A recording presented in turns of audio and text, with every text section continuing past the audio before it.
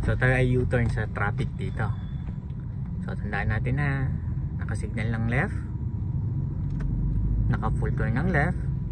So ang ating gagawin ay yung biting point, yung brake lang na parang isang automatic ang dala natin. So ang head check mamaya pag nag-slant. Okay? So tara, naka-biting point ka, i-ready mo yung vibrate para tatanggalin mo si brake, parang nag-automatic ang dala natin. Yan, nagba-vibrate.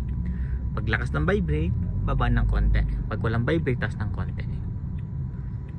So para makapasok ka, pag lumagpas yung isa, pasok ng konti. Unti-unti lang.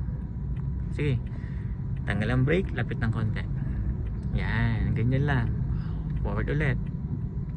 Pinagbigyan ka ng white, di ba? Get forward. Yan, pinagbigyan ka ng isa. Head check. Lapit ng ulo sa bintana. Yan, forward. Tingin dyan. Tingin din dito sa right. Forward ka.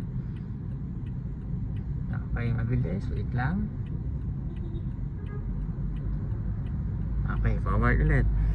Tingin dyan, baka may motor. Tanggal ang brake. Brake ang tanggalin. Okay, tingin dyan sa bintana dyan. Okay, balik. 1. Isa pa.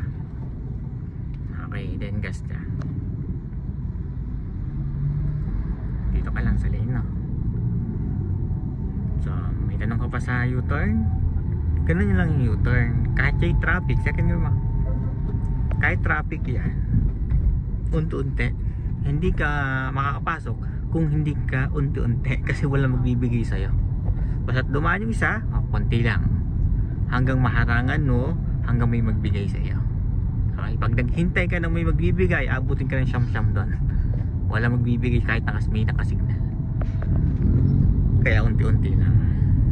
Okay, safe ka o may with caution yung ikaw pag U-turn. May tanong ka?